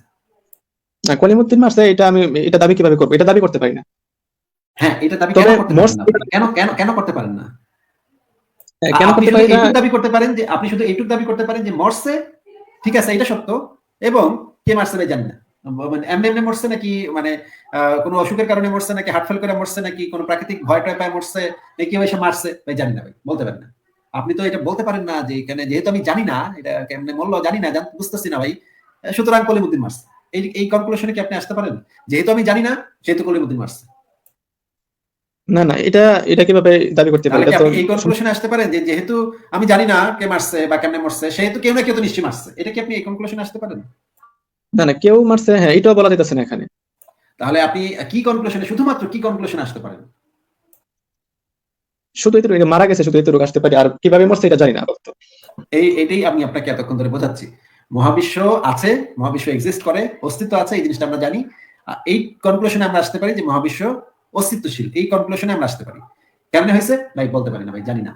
এই কনক্লুশনটুক ছাড়া আর কোনো কনক্লুশনে লজিক্যালি আমরা যেতে পারি না, কারণ আমাদের কাছে সেই পরিমাণ কোনো তথ্য নাই। যদি আপনি কোনো কিছু দাবি করেন তাহলে অবশ্যই আপনাকে এভিডেন্স দেখাতে হবে। আচ্ছা আসিফ ভাই, আমাকে যে আপনি ডিটেকটিভ হিসেবে আমাকে ওইখানে যুক্ত করছিলেন, ওই খুনিকে বের করা, ওইটা কিন্তু এটা পসিবল কিনা বের করা, এটা বলেন। এটা পসিবল যদি আমাদের কাছে ইনফরমেশন কালেক্ট হয়, যদি যথেষ্ট পরিমাণ ইনফরমেশন আমরা কালেক্ট করতে পারি, আমরা যদি ফিঙ্গারপ্রিন্ট নেই, তারপরে কোনো একটা স্যাম্পল নেই, পোস্টমর্টেম করাই সেই রোগীটার, অনেক বৈজ্ঞানিক ইকুইপমেন্ট আছে, সেই ইকুইপমেন্ট দিয়ে আমরা পোস্টমর্টেম করে দেখতে পারি। এবং এই জিনিসটা এখন বের করা খুবই সহজ, এগুলো বের করা মানে এখন কঠিন কিছু না। কিন্তু মহাবিশ্বের ক্ষেত্রে যে পরিমাণ ইকুইপমেন্টস লাগবে, যে পরিমাণ যন্ত্রপাতি লাগবে, শুধু মার্ডারটার কাছে ওইটাতে চাই না না না, ওইখানেও আমরা মার্ডার কি করছে কি করে নাই সেটা বের করাটা খুবই ডিফিকাল্ট হবে। ডিফিকাল্ট হবে, তবে পারা সম্ভব, অনেক ক্ষেত্রেই পারা সম্ভব। ঠিক আছে, অনেক আমাকে ক্ষেত্রে পারা সম্ভব। আমার কাছে গোয়েন্দা হিসেবে আমাকে যুক্ত করলেন এবং আমাকে নির্দেশ দিলেন এটার হত্যাকারীকে, এটা তুমি বের করো। এই যে প্রশ্নটা হইছে, আমাকে হত্যাকারীকে এটা বের করার জন্য বলা হয়নি, আপনাকে বলা হয়েছে যে এটা কিভাবে মরছে এটা ইনভেস্টিগেট করতে। জি, কিভাবে মরছে এটা তুমি যাচাই করো। হত্যাকারীকে এটা যদি আমি আগে থেকে আপনাকে বলেই দেই যে হত্যাকারীকে এটাকে বের করো, তার মানে আমার কাছে অলরেডি এভিডেন্স থাকতে হবে যে কে মারছে, হত্যা হয়েছে। নাহলে আমি কিভাবে আপনাকে বলবো যে হত্যাকারীকে বের করো? আচ্ছা, হত্যাকারী বাদ দিলাম, আচ্ছা হত্যাকারী ওয়ার্ডটা এটা বাদ দিলাম, ঠিক আছে। এখন বলছে এটা কিভাবে মরছে এটা তুমি যাচাই করো। এটা তো এই কথাটা যাকে আমার বললেন, এই কথাটা কি লজিক্যাল না আনলজিক্যাল? কোন কথাটা যে এটা বের করো, কিভাবে বের করো? সে যদি গোয়েন্দা হয়, তার যদি প্রশিক্ষণ থাকে এই বিষয়ে, তাহলে সে তো এটা নিয়ে ইনভেস্টিগেট করতেই পারে। জি অবশ্যই, জি অবশ্যই, যে এটা লজিক্যাল এবং এটা অবশ্যই। আচ্ছা, এখন যে এই মহাবিশ্ব কে সৃষ্টি করছে, মানে স্রষ্টাকে কে সৃষ্টি করছে? স্রষ্টার এই না আবারও তো আপনি স্রষ্টা আপনি দেখেন, আবারও সেই এই যে আপনাকে আমি বললাম যে কে খুন করছে সেটা প্রশ্ন হবে না, প্রশ্নটা হবে কিভাবে মারা গেছে। জি জি, এটা হবে কথাটা উইথড্র করলাম। আচ্ছা, আমি একটু খেয়াল করিনি। আচ্ছা, কিভাবে মারা গেছে এটা তুমি যাচাই করো। আমি বললাম কিভাবে সৃষ্টি হয়েছে এটা তুমি যাচাই করো। এটা লজিক টার্মস। কিভাবে এই মহাবিশ্বের উদ্ভব ঘটলো, কিভাবে মহাবিশ্বের উদ্ভব ঘটলো সেটা আপনি বের করেন। মানে এটাকে সৃষ্টি ধরবেন না উদ্ভব বলবেন? হ্যাঁ, এটাকে আমরা উদ্ভব বলি, কারণ সৃষ্টি শব্দটার সংজ্ঞাটা ভিন্ন, সৃষ্টি শব্দটার সংজ্ঞার সাথে অনেক কিছু জড়িত। তখন আপনার আবার সৃষ্টি সংজ্ঞাতে চলে যেতে হবে। আচ্ছা আসিফ ভাইয়া, আচ্ছা আপনি যদি আচ্ছা এই মহাবিশ্ব কিভাবে মহাবিশ্বের উদ্ভবটা কিভাবে ঘটলো এটা নিয়ে বিভিন্ন বিজ্ঞানীরা এখন পর্যন্ত গবেষণা করছেন। তার ভিতরে সবচেয়ে ভালো গবেষণা যেটা হয়েছে সেটা হচ্ছে বিগ ব্যাং তত্ত্ব বা বৃহৎ সম্প্রসারণ তত্ত্ব। সেটা হচ্ছে সবচাইতে অথেন্টিক, সবচেয়ে ভালো গবেষণা এই পর্যন্ত হয়েছে এবং এখান থেকে অনেক কিছু আমরা এখন পর্যন্ত জানতে পারছি। এই বিষয়ে সবচেয়ে বড় বিজ্ঞানী যিনি ছিলেন তার নাম হচ্ছে প্রফেসর স্টিফেন হকিং। উনি ওনার বইতে বলেছেন এবং উনি এই জিনিসটা প্রমাণও দেখিয়েছেন যে মহাবিশ্বের উদ্ভবে কোনো স্রষ্টা বা কোনো অলৌকিক সত্তার কোনো প্রয়োজনীয়তা নাই। তিনি হচ্ছেন এই বিষয়ের উপরে, তিনি মারা গেছেন কিছুদিন আগে, কিন্তু যতদিন বেঁচে ছিলেন তার উপরে বড় এক্সপার্ট এই বিষয়ে আর কেউ ছিল না। তিনি ওনার দীর্ঘ গবেষণা জীবনে এই জিনিসটাই বারবার বলে গেছেন যে এই ধর্মগ্রন্থগুলো হচ্ছে ছোটদের রূপকথার গল্পের মতো, এগুলাতে বিশ্বাস করার কোনো কারণ নাই, কোনো যুক্তিও নাই। তিনি নিজেও একজন নাস্তিক ছিলেন। তিনি বলেছেন যে মহাবিশ্বের উৎপত্তিতে ঈশ্বর ধারণা কল্পনা করার কোনো প্রয়োজন নাই, ঈশ্বর ধারণা ছাড়াই আমরা মহাবিশ্বের উদ্ভবকে সুন্দরভাবে বৈজ্ঞানিকভাবে ব্যাখ্যা করতে পারি। এইটা সবচেয়ে বড় যে গোয়েন্দা এই বিষয়ের উপরে, সবচেয়ে বড় গোয়েন্দা পৃথিবীতে, তার মতো গোয়েন্দা এই বিষয়ের উপরে, এই বিষয়ের এই ফিল্ডের উপরে যে সবচেয়ে বড় এক্সপার্ট, সে এই কথাগুলো বলে গেছে। ঠিক আছে, আর আমরা তো আমি তো চুনুপুটি তার কাছে, তাই না? জি জি। আচ্ছা, উনি এত বড় এক্সপার্ট, উনি এই ইউনিভার্স সম্পর্কে কত পার্সেন্ট জানতে পারছেন? নিশ্চয়ই হয়তো 4%। যতটুকু জানতে পারছেন, আমাদের প্রযুক্তি যতটুকু আছে ততটুকু তিনি যে জিনিসটা বের করতে পারছে সেটুকুই বলছে। কিন্তু এখন আমি মনে করেন গুলিস্তানের ছক্কু মোল্লা, আমি যদি এসে বলি যে আরে স্টিফেন হকিং এর ল্যাংড়া বেটা কি আর জানে, হ্যাঁ আমি এত বেশি জানি, এত বেশি বুঝি আমি। এই কথাটা তো খুবই হাস্যকর কথা হবে, তাই না? উনি উনি কিন্তু মহাকাশ সম্পর্কে নির্বাচন সম্পর্কে মাত্র 4% জানতে পারছেন, আর 96% তো বাকি রয়ে গেছে। এটার উপর ডিপেন্ড না করে না যদি না, উনি যেটুকু জানতে পারছে উনি হচ্ছেন এই বিষয়ের উপর সবচেয়ে এক্সপার্ট। উনি যদি 4% জানা থাকে তাহলে তো আপনি 0.004% জানেন না ভাই। তাহলে আপনি যদি সেই 0.004% যাই না আপনি যদি বলেন যে এর কথা ভুল, 4% যে জানছে সে ভুল, এটা তো ভাই খুবই হাস্যকর একটা ইয়া হবে। না না আসিফ ভাই, মানে আপনি ওখানে যে ক্লিয়ার 0.00004% যাই না, যে বেটা 4% জানছে তারে আপনি বলতেছেন হ্যাঁ বেটা মাত্র 4% জানছে। হ্যাঁ, যে না আপনি নিজে জানছেন 0.00004%, আর আপনি 4% এটা যেটা না। জানছে তার আপনি বলতেছেন ওটা ওটা বড় বুয়া। মানে মানে ভাই এগুলো এগুলো ফাইজলামি হয়ে যায় ভাই, এগুলো একদম ফাইজলামি হয়ে যায়। আচ্ছা আসিফ ভাই, আমার একজন বড় ভাই, ধরুন আমার একজন বড় ভাই আছে, ওই মানে ইয়াতে থাকে। মনে করেন শার্লক হোমস হচ্ছে পৃথিবীর গোয়েন্দাদের ভিতরে মানে ওনাকে মনে করা হয় সবচেয়ে বস, যদিও চরিত্রটা কাল্পনিক। শার্লক হোমস হচ্ছে পৃথিবীতে সর্বকালের সবচেয়ে বড় গোয়েন্দাদের ভিতরে একজন। হ্যাঁ, সেও যদি একটা জিনিস মানে কমপ্লিটলি সেই জিনিসটা সম্পর্কে না জেনে থাকেন, তাহলে তো আমাদের এটা বুঝতে হবে যে সে যদি না জেনে থাকে তাহলে আমি কোথাকার কোন আব্দুল্লাহ, আমি কোথাকার কে ভাই। সে যদি একটা মানে মার্ডার কেস যদি সে সলভ করতে না পারে, আমি বলবো যে সে পারেনি, তাই আমার তো কোনো প্রশ্নই আসে না। আর সে হচ্ছে এই বিষয়ের এই ফিল্ডের উপরে সবচেয়ে বড় চৌকস গোয়েন্দা, সবচেয়ে বড় মানে লোক। সে যদি না পারে তাহলে তো আমার তো কোনো সেখানে কোনো সম্ভাবনাই নেই। সে যদি বলে তাইলে তার কথাটাই সেখানে কারেক্ট হিসেবেই গণ্য করতে হবে, কারণ আমরা অলরেডি জানি সে এই বিষয়ের উপরে সবচেয়ে বড় এক্সপার্ট।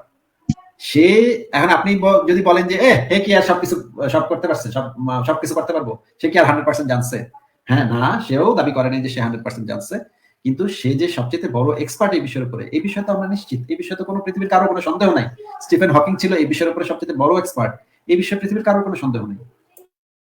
যে আসিফ ভাই, হ্যাঁ বুঝতে পারি। আমি একটা উদাহরণ দিচ্ছিলাম, সেটা হচ্ছে আমার ঢাকা আমার একজন ফ্রেন্ড থাকে, অনেক ধনী। উনি উনি কি করছে, একটা গরিবদের জন্য একটা বড় একটা ইয়া করছে, ফ্ল্যাট তৈরি করছে গরিবরা থাকার জন্য, ঠিক আছে।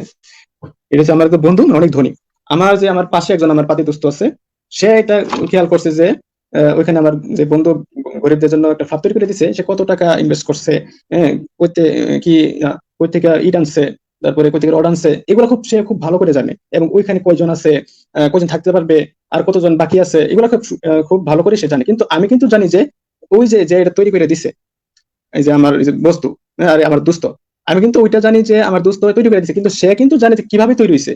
এটা হয়তো কিছুটা তৈরি বুঝতে পারছে, কিন্তু আমি ওটা জানি না। কিন্তু আমি মূলটা আমি জানি যে আমার দোস্ত আকবর আলী, উনি এটা তৈরি করে দিয়েছে, এটা কিন্তু জানি না। তো সে কিন্তু ওই যে ইয়াগুলা জানতে পারলো, রড থেকে আনছে, সিমেন্ট থেকে আনছে, কতজন গরিব এখানে আছে, ওইটা সে জানার কারণে আমারটা কিন্তু ভুল প্রমাণিত হয় না, ঠিক আছে। কি ভুল জি প্রমাণিত আছে। হয় না? কি বলেন ভাই? কি কি বলেন কিছু বুঝলাম না ভাই। আচ্ছা আচ্ছা, মনে আমি করেন একটা উদাহরণ দিচ্ছি। কলিমুদ্দিন বলছে যে সে সবকিছু জানে, হ্যাঁ, কিন্তু আপনাকে কইবো না, আপনার কিছু কমবো না, জানি কিন্তু বলবো না। মুফতি ইব্রাহিম বলে না, জানি কিন্তু বলবো না, আমি সব জানি কিন্তু বলবো না। আমি আচ্ছা পৃথিবীর আসিফ ভাই, আমার হাতে কলম আছে। আচ্ছা ভাই, ভাই আমার হাতে একটা কলম আছে। আপনাকে আমি যেটা বলছি একটু শুনে নেন ভাই। আমি যদি বলি আপনাকে আমি সব জানি ভাই কিন্তু বলবো না, আপনি কবে মারা যাবেন আমি জানি ভাই কিন্তু বলবো না, বললে তো আপনি জেনে যাবেন, আমি বলবো না। তো তার মানে কি, এটা আমি একটা দাবি করছি শুধুমাত্র যে আপনি কবে মারা যাবেন এটা আমি জানি কিন্তু আপনার আমি বলবো না, এটা আমি দাবি করছি। এই দাবিটা করার সাথে সাথে কি এটা প্রমাণ হয়ে গেল যে আমি জানি আপনি কবে মরবেন? আপনার কি এটা মনে হয়? উম, না না, এটা মনে হয় তাহলে না। আপনি যে কবে মরবেন এটা যে আমি জানি, এইটা যে আমি জানি এটা প্রমাণ করতে হলে আমার কি করতে হবে? কিছু এভিডেন্স দেখাতে হবে। হ্যাঁ, কি এভিডেন্সটা দেখাতে হবে ভাই? আহ, এরকম হতে পারে, দেখো তোমার কিডনি আছে, এটা তোমার এত বছর পর ড্যামেজ হয়ে যাবে। অন্যরকম আরো অনেক কিছু থাকতে পারে। তোমার ব্রেন এত বছর পরে ড্যামেজ হয়ে যাবে, তোমার বডি এত বছর টিকে থাকতে পারবে, এবার এক্সপায়ার হয়ে যাবে। মানে আরো অনেক কিছু এরকম এরকম দিয়ে। অনেক অনেক এভিডেন্স দিতে হবে তাই না? অনেক এভিডেন্স দেওয়ার পরে আমি বুঝতে পারবো। তো আল্লাহ পাক আপনাকে কি কি এভিডেন্স দিছে যে সে মহাবিশ্ব সৃষ্টি করছে এই বিষয়ে? আল্লাহ তাআলা, হ্যাঁ আল্লাহ তাআলা বলছে, হ্যাঁ কিভাবে সৃষ্টি হয়েছে উনি বলছেন শুধু কুন ফায়াকুন, উনি শুধু বলেন হয়ে যায়। ও তাহলে আমিও বললাম আপনারে, আমি বলছিলাম কোন ফায়াকুন আর মহাবিশ্ব হয়ে গেছে। এবার বলেন আমার দাবিটা কি সঠিক হবে নাকি মিথ্যা হবে? মানে কোনো প্রমাণ লাগবে আপনি না, আমি খালি বলবো যে আমি বলছি কোন ফায়াকুন আর সব হয়ে গেছে, এটা বললেই আমার দাবিটা সত্য বলে আপনি মেনে নেবেন নাকি? আপনার হ্যাঁ আপনাকে হ্যাঁ আপনি একজন মানব, আপনাকে আমি তদন্ত করতে পারবি আপনার ব্যাপারে, কিন্তু আরে স্রষ্টার ভাই ব্যাপারে আপনি কিভাবে? আমি মানব হয়ে জন্ম নিচ্ছি, আমি আগে ঈশ্বর ছিলাম, এখন আবার মানব হয়ে জন্ম নিচ্ছি, আবার আমি ঈশ্বর হয়ে যাবো। আমি কোন ফায়াকুন বইলা আমি আল্লাহর বাপ। আমি আল্লাহকে আমার নিজের পোলা হচ্ছে আল্লাহ। আমি আল্লাহর বাপ, আমি আমার নিজের পোলা, একেবারে নিজের পোলা হচ্ছে আল্লাহ পাক। হ্যাঁ, আল্লাহকে আমি মানে জন্ম দিছিলাম, তারপরে আল্লাহ পাক মহাবিশ্ব সৃষ্টি করছে। এখন বলেন আল্লাহ পাককে আমি কিভাবে জন্ম দিছি? আল্লাহ পাককে আমি কোন ফায়াকুন বলছি, আর আল্লাহ পাক তার মায়ের পেটের থেকে জন্ম হয়ে গেছে। এবার বলেন আপনি। হুম, কোন ফায়ার কোনের এটা বিষয়টা কিন্তু আসবে পরে। এর আগে কিন্তু আগে এটা জানা দরকার যে আপনাকে আমি জিজ্ঞেস করেছিলাম ভাই, যে আপনি আপনার সম্পর্কে যদি আমি একটা কথা বলি যে আপনি কবে মারা যাবেন, সেই জিনিসটা যদি আমি দাবি করি, কিন্তু আমি কাউকে বলবো না যে আপনি কবে মারা যাবেন, এই কথাটা যদি আমি বলি, তখন আপনি বলেছিলেন যে এভিডেন্স লাগবে, আমার কথাটা যে সত্য নাকি মিথ্যা সেটার এভিডেন্স লাগবে। এখন এসে আপনি বলতেছেন যে আপনার আল্লাহ পাক বলছে কোরআনে কোন ফায়াকুন বলছে আর মহাবিশ্ব হয়ে গেছে, এইটুকু শুনেই আপনি বুঝে গেছেন যে হ্যাঁ এই মহাবিশ্ব বানাইছে। এই তো মানে এত সাংঘাতিক প্রমাণ, বাপরে বাপ কি সাংঘাতিক প্রমাণ! আল্লাহ পাক কইছে কোন ফায়াকুন আর মহাবিশ্ব হয়ে গেছে। এভিডেন্স এটা না, মানে এটা মারাত্মক প্রমাণ ভাই। তা আপনার কাছে আমি এভিডেন্স চেয়েছিলাম, তখন তো আপনি এটা বলেছেন যে কোন ফায়াকুন বলছে। জি হ্যাঁ জি, এখন আপনি এভিডেন্সের ক্ষেত্রে আপনি তাহলে এই কথাটা বললেন কেন? আপনার কাছে যখন আমি এভিডেন্স চাইলাম, তখন আপনি এই কথাটা বললেন কেন? আমি তো ধরে নিছি যে এটা আপনি এভিডেন্স হিসেবে বলছেন। যদি আপনি আবার আপনিও দাবি করেন যে আপনি কোন ফায়াকুন করছেন তৈরি হয়ে গেছে, তাহলে আমি দাবি করছি না, আসলে আমি আপনাকে বোঝাতে চাচ্ছি যে এই ধরনের দাবি তো যে কোনো মানে ছাগল পাগল করতে পারে। এই রকমের একটা দাবির সাপেক্ষে আমরা কিভাবে এটা ধরে নিতে পারি যে সেই মহাবিশ্ব বানাইছে? আমি আপনাকে এটা বোঝাতে চাইছি। জি জি আচ্ছা আচ্ছা, আমি একটা উদাহরণ দিয়ে আমার মনের ভাব বোঝানোর চেষ্টা করি। আসিফ ভাই, আমার কাছে একটা কলম আছে। জিজ্ঞেস করেছি যে আপনার কাছে কি এভিডেন্স আছে? আল্লাহ পাক আপনাকে কি এভিডেন্স দিয়েছে যেটা দেখে আপনি বুঝতে পারছেন যে আল্লাহ পাক যেখানে সবচেয়ে ইম্পর্টেন্ট বিষয় হচ্ছে যে আল্লাহকে অন্ধভাবে বিশ্বাস করার নামই হচ্ছে ঈমান। এই জিনিসটা আমি বহুবার আপনাকে দেখাইছি। আল্লাহকে অন্ধভাবে বিশ্বাস করার নামই হচ্ছে ঈমান। কোনো এভিডেন্স দেখ কি না দেখ, সেটাকে অন্ধভাবে বিশ্বাস করাটাই হচ্ছে ঈমান। সেটার এভিডেন্স আমি বহুবার আপনাকে আমি দেখাইছি। আপনি তো কোনো যাচাই করার মতো কোনো অবস্থানেও নাই। ইসলামকে তো আপনি যাচাইও করতে পারবেন না। তাহলে আপনি কেন এই কথাগুলো বলতেছেন ভাই? এটা তো আপনার অন্ধবিশ্বাস, আপনি এটা স্বীকার করেন না কেন? অন্ধবিশ্বাস কিভাবে, এটা তো বোঝানোর চেষ্টা করতেছি যে আমার হাতে একটা কলম আছে আসিফ ভাই, এটার মধ্যে কস কয়টা আছে? অন্ধবিশ্বাস তো অন্ধবিশ্বাস ভাই। অন্ধবিশ্বাসের তো কোনো যুক্তির দরকার হয় না। বলতেছি তো আমার হাতের কলম, যুক্তি থাকলে তো সেটা অন্ধবিশ্বাস হয় না ভাই। যুক্তি থাকলে কি সেটা ঈমান পায়? না, অন্ধবিশ্বাস সেটা তো পরের বিষয়। এখন আমার হাতে যে কলমটা আছে, এখন আপনাকে প্রশ্ন করতেছি এটার মধ্যে কস কয়টা আছে? কি কয়টা আছে? কস আচ্ছা আমি ভেঙে দিচ্ছি। হ্যাঁ, আমার হাতে যে কলমটা আছে আমি পাচ্ছি এখানে 4টা কস আছে। আমি পাচ্ছি একটা হচ্ছে ধরেন ফর্মাল কস, কলমটা কিসের আঙ্গিতে হবে এটা একটা কস, ঠিক আছে। একটা হচ্ছে মেটারিয়াল কস হতে পারে, কি কি উপাদান এটার মধ্যে আছে, এটা একটা। হ্যাঁ, 2টা পেলাম। একটা হচ্ছে এফিশিয়েন্ট কস, এটা কে বানাইছে। আর একটা হচ্ছে ফাইনাল কস, এটা কিসের জন্য তৈরি। এটা কোথায় পাইছেন ভাই? এই জিনিসগুলো আপনি যে 4টাই থাকবে এগুলো কই পাইছেন? কোন বইতে পড়ছেন এগুলো? 4টা আমি বলতেছি না, আমি পাইছি 4টা। আপনি কার পাইতেছেন? না, আমি তো আপনার কাছে আগে জানতে চাচ্ছি যে এগুলা আপনি কোথা থেকে পড়ছেন? কোথায় পড়ছে এটা বলতেছি না, এটা আমার কথা বলতেছি। আমি এটার মধ্যে কস পাচ্ছি 4টা। এখন আমি কিভাবে হ্যাঁ কজ বলতে আপনি কি বোঝাচ্ছেন? আমি আসলে বুঝতেছি না। কজ বলতে আপনি কি বোঝাচ্ছেন? একটা কারণ। জি, কারণ। কিন্তু এটা কি দিয়ে তৈরি? এটা তো এটার কারণ হতে পারে না। কারণ হতে পারে না কেন? মানে মনে করেন আপনি সাদা পাঞ্জাবি পরছেন, এটা তো আপনার অস্তিত্বের কোনো কারণ হতে পারে না। অস্তিত্বের কারণ হতে পারে না, কিন্তু এটা আমার তো একটা কাপড়ের একটা ম্যাটেরিয়াল আছে, তাই না? ম্যাটেরিয়াল কত তো আছে, কিন্তু সেটা তো আপনার অস্তিত্বের কারণ তো না। আপনি যদি জামাটা না পরলেও তো আপনার অস্তিত্বটা থাকতো। আমার অস্তিত্ব, তো আপনি সাদা পাঞ্জাবিটা না পরলে কি আপনার অস্তিত্ব বিলীন হয়ে যেত? আসিফ ভাইয়া, আমার অস্তিত্ব বলতেছেন কেন? এই সাদা পাঞ্জাবি যদি ম্যাটেরিয়াল না থাকে, এটা আমি আপনাকে বলেছি যে আপনি যদি সাদা পাঞ্জাবিটা না পরতেন, তাহলে তো সেটা আপনার অস্তিত্বের তো কোনো কম বেশি করতো না। সেটা অস্তিত্বের তো কোনো কষ্ট সেটা না, তাই না? না না, পাঞ্জাবি তো আমার সাথে কোনো রিলেটেড না, এটা আমি বলতেছি না। তো আমি বলতেছি আমার পাঞ্জাবি দাঁড়িয়ে আছে, আপনি দাঁড়িয়ে আছে, এই দাড়িটা তো আপনার অস্তিত্বের কোনো কজ না, তাই না? আপনার দাড়ি না থাকলেও তো আপনার অস্তিত্ব থাকতো। আপনার একটা হাত না থাকলেও আপনার অস্তিত্ব থাকতো। আপনার হাত থাকাটা তো আপনার অস্তিত্বের কোনো কজ হতে পারে না। আচ্ছা আসিফ ভাই, আমার কথাটা শেষ করি। আমার কিছুটা ভাই আপনি যদি আমাকে না বুঝায় বলেন, তাহলে কথাটা শেষ করে লাভটা কি ভাই? আপনি যদি আমাকে এই জিনিসটা এক্সপ্লেইন না করেন, আমি যদি বুঝতে না পারি এবং আমাদের দর্শকরা যদি বুঝতে না পারে যে আপনি আসলে কি বোঝাইতে চাচ্ছেন, এই কজ শব্দটা দিয়ে আপনি কি বোঝাতে চাচ্ছেন, আমি তো ভাই এইভাবে খুঁটিনাটি জিজ্ঞেস করে বুঝে নিই যে কেউ আমাকে কিছু বোঝাইতে আসলে আমি স্কুল জীবনে করছি, কলেজ জীবনে করছি, ইউনিভার্সিটি জীবনে করছি। আমি সবকিছু খুঁটিনাটি জিনিসগুলো ভালোভাবে প্রশ্ন করে বুঝে নিই। এটা আমার স্বভাব ভাই। আপনাকেও তো আচ্ছা, আচ্ছা। সেভাবে আমাকে বুঝায় বলতে হবে, খুঁটিনাটি ধরে ধরে বুঝায় বলতে হবে। যেটা যে আপনি কজ বললেন, এই কলমের কজ, আপনি বলছেন কলমের একটা কজ আছে, সেই কজটা হচ্ছে একে কে ক্রিয়েট করছে, কে বানাইছে, কে বানাইছে, এটা কিভাবে সেটা কজ হয় হইতে পারে ভাই? আচ্ছা, কে বানাইছে এটা ছাড়া কি এটা এটা অস্তিত্বে আসা সম্ভব? মানে অস্তিত্বে আসা মানে সম্ভব কি নাস্তিক সম্ভব না সেটা তো ভিন্ন প্রশ্ন, কিন্তু সেটা তো তার কজ না কোনো। cause না হলে তাহলে নাথিং থেকে কিভাবে একটা জিনিস আসতে পারে? নাথিং থেকে কি এটা আসছে সেটা তো কেউ দাবি করে নাই ভাই, আপনি তো মানে স্ট্রম্যান ফেলাসি করতেছেন। নাথিং থেকে কেউ আসছে এটা আমি একবার বলছি, নাথিং থেকে এই কলমটার উৎপত্তি করছে এটা আমি একবার বলছি ভাই? আপনি তো এটা নিজের কথা আমার মুখে চাপায় দিয়ে এখন উত্তর দিচ্ছেন। না, এটা আপনি বলছেন, এটা বলতেছি না। বলতেছেন যে এই কলমটা আপনি যে কলমটা কে বানাইছে সেই জিনিসটা হয়তো আমি জানি না যে কলমটা কে বানাইছে, কিন্তু কলমটা দেখে আমি যে ধারণাটা করতে পারি, ধারণাটা কোথা থেকে আমি করতে পারি? আমার পূর্ব অভিজ্ঞতা থেকে।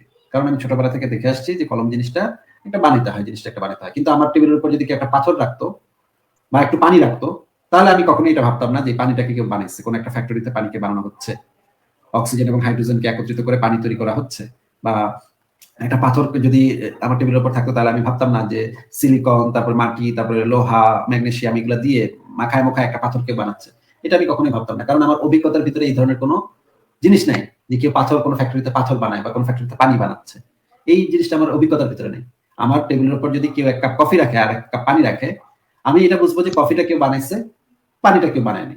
পানিটা যে মানে প্রকৃতি থেকে মানে সংগ্রহ করছে, একটু পরিষ্কার পরিষ্কার করছে, তারপর সেখান থেকে সংগ্রহ করছে। এই দুইটার পার্থক্য আমি বুঝতে পারি, কারণ হচ্ছে আমার অভিজ্ঞতা, এখান থেকে আমি বুঝতে পারি, তাই না ভাই?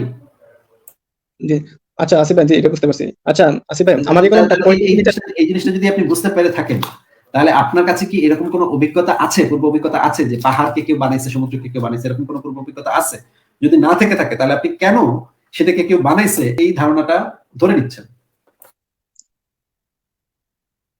কেউ বানাইছে, হ্যাঁ কেউ বানাইছে, মানে স্রষ্টাকে ক্যাপচার একটা করাই এটা আমার জিনিসের একটা জিনিসের একটা বৈশিষ্ট্য যদি সেই জিনিসটার ক্ষেত্রে সত্য হয়, সেটা যে ডেফিনেটলি আরেকটা জিনিসের ক্ষেত্রে সত্য হবে এমন তো কোনো কথা নেই ভাই, এমন তো কোনো আইন নাই ভাই।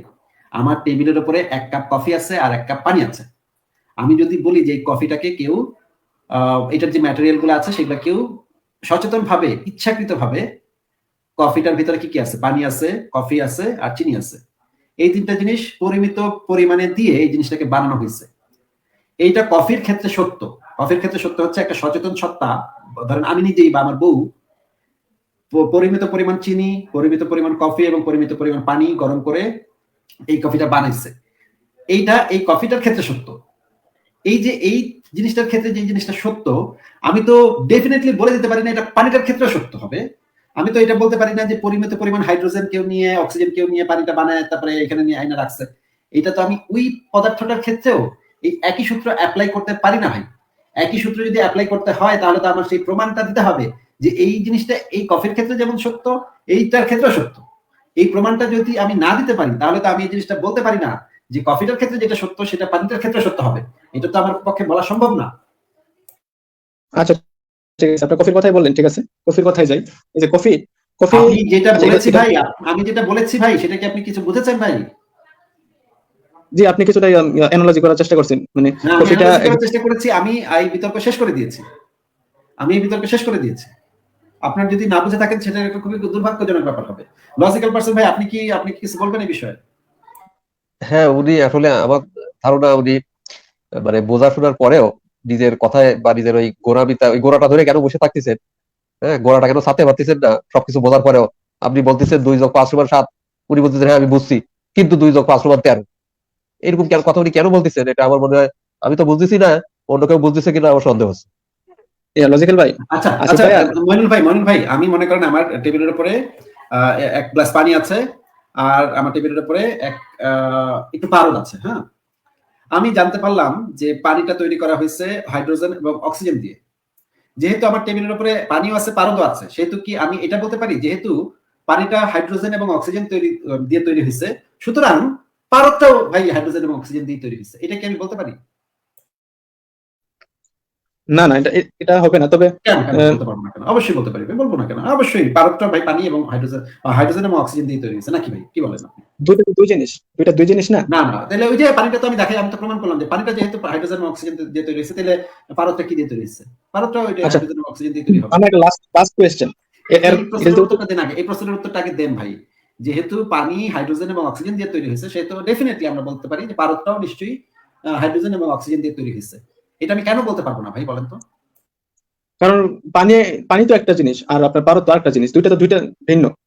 হ্যাঁ, তাহলে তাহলে এটা এই যে সেই আমাজনের জঙ্গলে গিয়ে আপনি যে ফুটবলটা পাইছিলেন না, ফুটবলটা জি জি পাইছিলেন এবং আপনি ধরে নিয়েছেন ফুটবলটা কেউ বানাইছে, এবং এই ফুটবলের একটা বৈশিষ্ট্য আপনি মহাবিশ্বের উপরে অ্যাপ্লাই করে ফেলছেন। যেহেতু ফুটবলটাও কেউ বানাইছে, সেহেতু মহাবিশ্বটাও কেউ বানাইছে, হয়ে গেল প্রমাণিত। তাহলে আমিও তো বলতে পারি যেহেতু পানিটা তৈরি হয়েছে হাইড্রোজেন এবং অক্সিজেন দিয়ে, তাহলে ডেফিনেটলি পারদটাও তৈরি হবে ভাই হাইড্রোজেন অক্সিজেন দিয়ে। দিলে কেন হলো ভাই? অবশ্যই এই যে আমি যে কাজটা করতেছি সেটা হচ্ছে একটা জিনিসের বৈশিষ্ট্যকে আরেকটা জিনিসের উপর চাপাই দিচ্ছি, আরেকটা জিনিসের উপরে ইচ্ছাকৃতভাবে চাপাই দিচ্ছি, যেটার কোনো জি এভিডেন্স জি আমার কাছে নেই, কিন্তু হুদাহুদি চাপাই দিচ্ছি আমি। যে পারদটা যেহেতু অক্সিজেন এবং হাইড্রোজেন দিয়ে পানি তৈরি হয়েছে, সেহেতু আমি যেহেতু জানি না পারদটা কেমনে তৈরি হয়েছে, তাহলে এটাও ভাই হাইড্রোজেন এবং অক্সিজেন দিয়ে তৈরি হয়েছে ভাই। এই জিনিসের বুঝতে বৈশিষ্ট্যটা, পারছি। এই জিনিসটার উপরে আমি চাপাই ক্লিয়ার দিচ্ছি। এখন আপনি জি, এখন বলতেছেন ক্লিয়ার যে ফুটবলটা তৈরি হয়েছে, ফুটবলটা যেহেতু কোনো মানুষ তৈরি করছে বা কেউ একজন তৈরি করছে ফ্যাক্টরিতে, সুতরাং মহাবিশ্বেরও, মানে আপনি ফুটবলটার যে বৈশিষ্ট্যটা সেটা আপনি মহাবিশ্বের উপরে খুব সুন্দরভাবে চাপাই দিচ্ছেন। মহাবিশ্বটা যে মানুষ কেউ তৈরি করছে সেটা তো আপনার দেখাইতে হবে, আপনার তো প্রুফ করতে হবে। ঠিক যেমনটা পারদটা যে হাইড্রোজেন অক্সিজেন দিয়ে তৈরি, সেই জিনিসটা তো আমার দেখাইতে হবে, তখন আমি বলতে পারবো যে পারদটা হাইড্রোজেন অক্সিজেন দিয়ে তৈরি হয়েছে। না দেখাইলে, আমাকে প্রমাণটা না দেখাইলে আমি কিভাবে বুঝবো, কিভাবে মানবো যে পারদটা হাইড্রোজেন এবং অক্সিজেন দিয়ে তৈরি হয়েছে ভাই? জি জি, আসিফ ভাই, এখন কিছুটা ক্লিয়ার হয়েছে যে আমি এটা বুঝতে পারছি যে ফুটবলের সাথে যে ইউনিভার্সের আমি একটা অ্যানালজি করলাম, এটা হয়নি, এটাই তো, মানে এটা হচ্ছে না, রাইট? না, আমি বলেছি যে একটা জিনিসের বৈশিষ্ট্য তো আরেকটা জিনিসের উপর ডেফিনেটলি আমি চাপা দিতে পারি না। একরকম হইতে পারে, অনেক সময় হয় জি একরকম, কিন্তু আমার তো দেখাইতে হবে যে এটা একরকম। তখন তো আমি বলতে পারবো যে এই জিনিসটা, হ্যাঁ, মনে করেন আমি এক গ্লাস কোকা কোলা আনছি, কোকা কোলার ক্ষেত্রে আমি বলতে পারি যে কোকা কোলার ভিতরে যে পানিটা আছে, সেই পানিটা হাইড্রোজেন এবং অক্সিজেন দিয়ে তৈরি, এটা আমি বলতে পারি। সেটা আমি আবার প্রুফ করে দেখাই দিতে পারি যে কোকা কোলার ভিতরে পানি আছে। কিন্তু পারদের ক্ষেত্রে তো আমি সেই জিনিসটা অ্যাপ্লাই করতে পারি না, পারদের ভিতরে তো হাইড্রোজেন অক্সিজেন নাই। জি জি জি, আচ্ছা আসিফ ভাই, আমি যদি এখন অণুবীক্ষণ যন্ত্র দিয়ে আমার ফুটবলটাকে দেখি, এটা কে বানিয়েছে, এটা কি আমি বের করতে পারবো? এটা কি পসিবল? নাকি এটা বের করতে পারবো এটা কিসের কিসের তৈরি, এটা বের করতে পারবো, কিন্তু এটা কে বানাইছে এটা কিন্তু আমি মানে এটা কিন্তু আমি বের করতে পারবো না। অণুবীক্ষণ তখন সায়েন্স আমি এখানে বলবো কিন্তু ব্যর্থ জানি না, হবে। তখন আমি বলবো জানি না, তখন আমার উত্তরটা হবে জানি না। আমার কনক্লুশন, মানে আমার সিদ্ধান্তটা হবে জানি না। যদি আমি বাইর করতে না পারি, শুধুমাত্র তখন একটাই মাত্র কনক্লুশন আসবে যে আমি জানি না। এছাড়া তার কোনো কনক্লুশন আসবে না ভাই। জি, জানি না বলতে পারবেন, কিন্তু এটা কিন্তু বলতে পারবেন না যে কি এটা নাই। ওকে, ক্রিয়েটর আছে নাকি নাই সেই কোনো সিদ্ধান্তেই তো আমি যাচ্ছি না। আমি তো বলতেছি জানি না, তাহলে সেখান থেকে আবার সিদ্ধান্ত আপনি বাইর করতেছেন কোথা থেকে? আছে নাকি নাই কোনো সিদ্ধান্তেই তো আমি যাচ্ছি না। আমি তো বলছি জানি না, এখান থেকে আবার সিদ্ধান্ত কোথায় পেলেন আপনি? একটা জিনিস জানেন যদি না আমি যে, বলি যে এই জিনিসটা জানি না, তাহলে তো সেই জিনিসটার উত্তর হচ্ছে জানি না। তাহলে আবার সেখান থেকে আরেকটা সিদ্ধান্ত আপনি কোথা থেকে বাইর করতেছেন এখান থেকে? জি জানেন না, আমার মনে হয় এটা জানা পসিবল, কারণ আপনার যে মোবাইলটা হ্যাঁ, আছে আপনি এটা আপনি মাত্র বলতেছেন ক্যাপচার যে করতে যেহেতু জানি না সে তাহলে বানিয়েছে। এটা তো কোনো না, এটা কিন্তু মানে এই মুহূর্তে কিন্তু দাবি করতেছি না এটা। আমি কিন্তু এই টপিকে না না, না। যে স্রষ্টা বিষয়টা, এখন আমি এই টপিক থেকে কিন্তু চলে আসছি কিছুটা, ঠিক আছে? এখন আপনাকে বলতেছি কি, এই যে অণুবীক্ষণ যন্ত্র দুটি দেখি, কিন্তু এটা কে বানাইছে কিন্তু বের করে এটা পসিবল না, এটা ইম্পসিবল এটা। এখন জানি না পেরে বসে থাকলে কি হইতেছে আমি কেন? এই জন্য কি আমি ধরে নিব যে আমাকে আমাকে কলিমুদ্দিন, ন্যাংটা পাগলে কলিমুদ্দিন সে বানিয়েছে? এটা কি আমি ধরে নিব কোনো যুক্তি ছাড়া? মানে আপনার কাছে একটা অ্যান্সার নাই, একটা জিনিসের অ্যান্সার নাই, আপনার অ্যান্সার লাগবেই ভাই। আচ্ছা ঠিক আছে, তাহলে আমি একটা মনে মনে একটা ভাইবা লই, হ্যাঁ, ভাইবা লইয়া বিশ্বাস করি, ঠিক আছে? এটা লইয়া ভাইবা সব- লইয়া বিশ্বাস করি, সবকিছু এটাই হলো। সবকিছু বিশ্বাস তাহলে ঠিক আছে, থাকতে, বিশ্বাস আমি থাকতে মানুষ। আপনাকে বলে দিলাম। তাহলে আপনাকে আমি বলে দিলাম যে আমার এই মহাবিশ্বটা, আমার যে একটা উড়ন্ত বান্দর আছে, অদৃশ্য উড়ন্ত বান্দর আছে, সেই বানিয়েছে। এইটা উত্তর হয়ে গেল ভাই।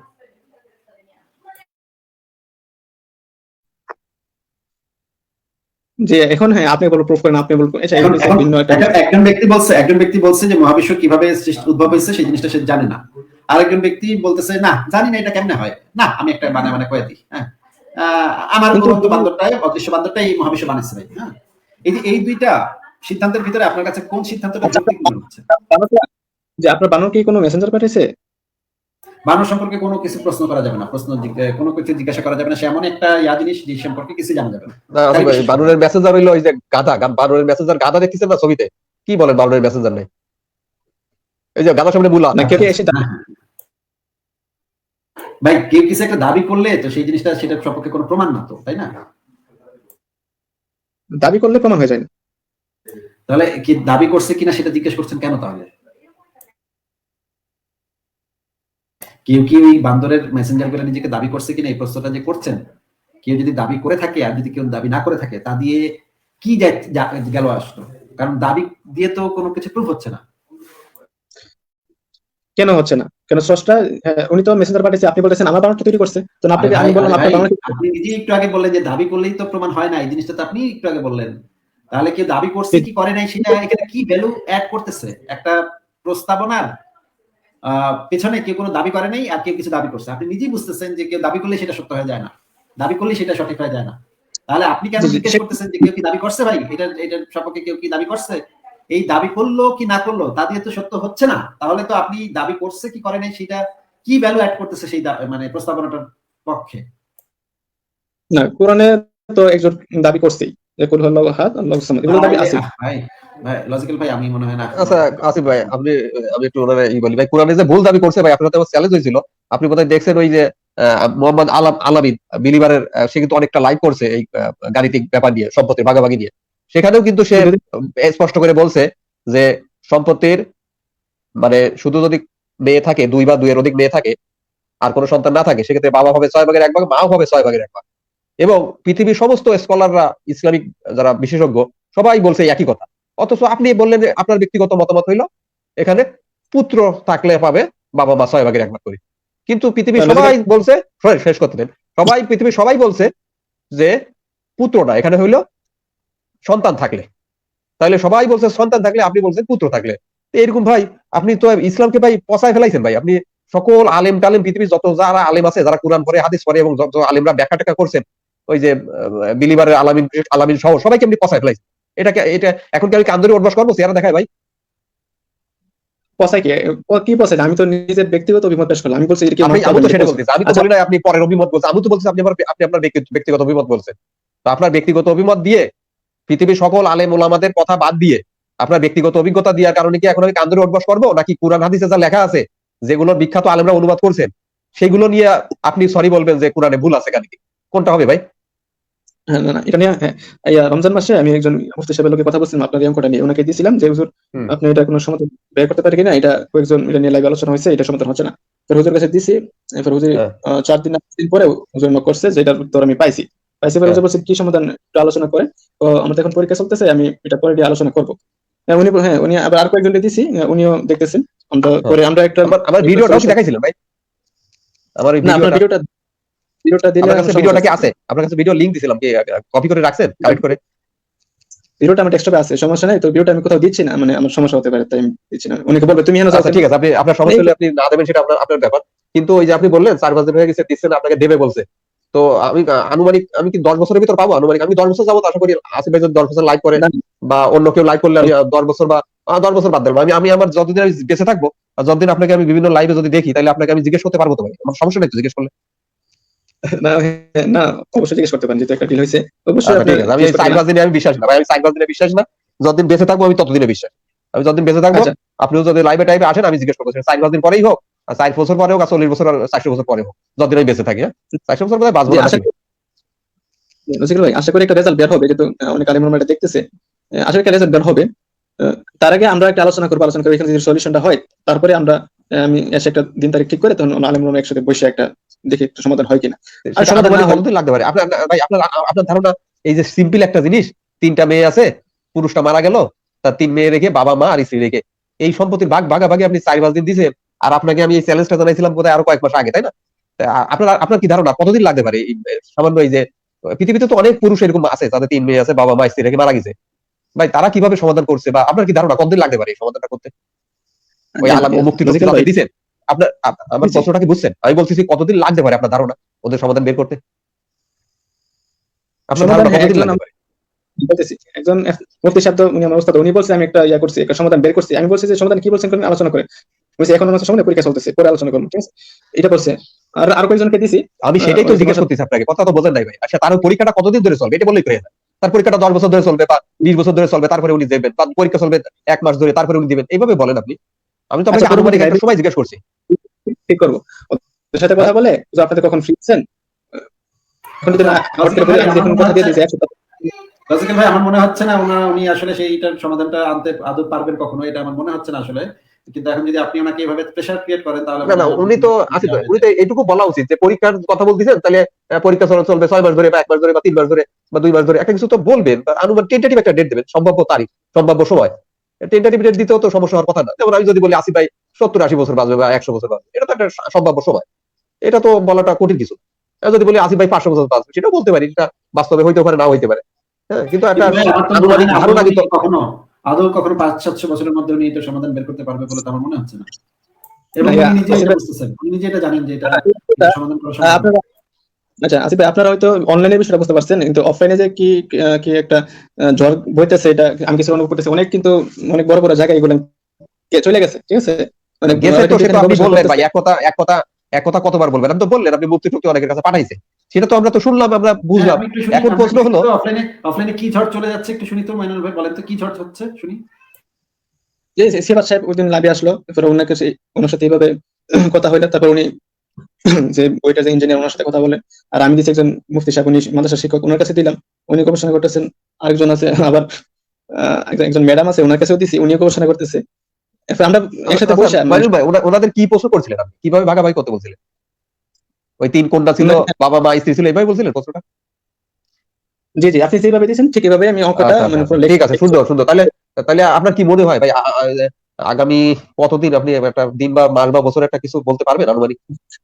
লজিক্যাল। আমি হঠাৎ বলে ফেলি একসাথে, হচ্ছে না। আমি আমরা কি করবো, যে সমাধান হয় আমরা একসাথে বসবো, একসাথে বসে সেটা সেটা আগে সমাধান আমরা হয়, এই যে ভাই আপনি কত করলো কথায় চলে যাচ্ছে, সমাধান হয় এই জায়গায় তো আমি জানতে চাচ্ছি কতদিন লাগতে পারে সমাধান হইতে আনুমানিক, আপনার ধারণা? উম, আমার ধারণা 15-20 দিন, মানে একটু সুন্দর। সবাই এই একটু তো ব্যস্ত। এই কথাটা ভাই, মানে এই যে শুরুতে বললেই তো, এই যে 15-20 দিন বলতে 2-3 সেকেন্ড লাগলো, অনেক আগে বললেই তো আমি বুঝতে পারি। এই তো হয়ে গেল। এখন তো আমি একটা আশাবাদী হইলাম, যে 15-20 দিন বা 1 মাস পরে আপনার সাথে দেখা হইলে আপনি নিশ্চয়ই বলতে পারবেন। আর যদি 15-20 দিন বা 1 মাস পরে তারা না দেয় সমাধান, তাহলে বুঝতে হবে তারা হয়তো কোনোভাবে এড়াই গেছে বা দিতে চাচ্ছে না, তাই না? আচ্ছা, তাহলে লজিক্যাল ভাই আপনি ওনাকে 1 মাস সময় দেন, 1 মাস আর একটু বাড়ায় 1 মাস ঠিক সময় আছে, দেন। ঠিক আছে। 1 মাসের ভিতরে উনি আমাদেরকে এই জিনিসটা দেখাবেন, এবং উনি যদি কাউকে নিয়ে আসতে চান তাহলে সেটা রাস্তা খোলা আছে নাকি? জি জি, অবশ্যই। এটা হ্যাঁ, এই বিষয়ে এই টপিকটা নিয়ে আলোচনা করলে আমি একা করবো না এটা। হ্যাঁ, আমি কয়েকজনকে নিয়েই আসবো। তার আগের লাইভে সেটাই আমি ভালো বলবো হয়। 2 তারিখ আমি অবশ্যই বলবো না। আমাকে যদি সেখানে রাখেন তাহলে একটু ভালো হয়, আমাকে রাখেন ভাই। হ্যাঁ না অবশ্যই জি জি, আপনার প্ল্যাটফর্মেই হবে আসিফ ভাই, যেহেতু আপনার প্ল্যাটফর্মেই হ্যাঁ, কথাবার্তা হচ্ছে। ঠিক আছে। যদিও সত্যের ভাই প্ল্যাটফর্মে বোধহয় আলোচনা হয়েছিল এই বিষয়ে, সেখানে হইতে পারে, আমিনুল ভাই যেখানে চান। হ্যাঁ, এক জায়গায় হইলেই হয়, অসুবিধা নেই। ঠিক আছে মাইনুল ভাই, তাহলে আপনি একটা মানে ব্যবস্থা করেন তাহলে। মাসখানেক পরে আমরা তাহলে বসতেছি একসাথে নাকি? জি জি জি জি। আচ্ছা মাইনুল ভাই, আর তাহলে আজকে আপনাকে বিদায় জানাই, কারণ একজন অনেকক্ষণ ধরে আমরা এখানে কমেন্ট করতেছে, তার সাথে একটু কথা বলবো। জি জি, অবশ্যই অবশ্যই, পুরাতন অনেক চৌধুরী। জি। আচ্ছা আসিফ ভাই, আমাকে অনেক সময় দিয়েছেন, আপনাকে ধন্যবাদ। লজিক্যাল ভাই, আচ্ছা আপনাকে ধন্যবাদ। শুভরাত্রি। আচ্ছা, ঠিক আছে ভাইয়া, ভালো থাকেন, আপনার জন্য শুভকামনা রইল। Good night.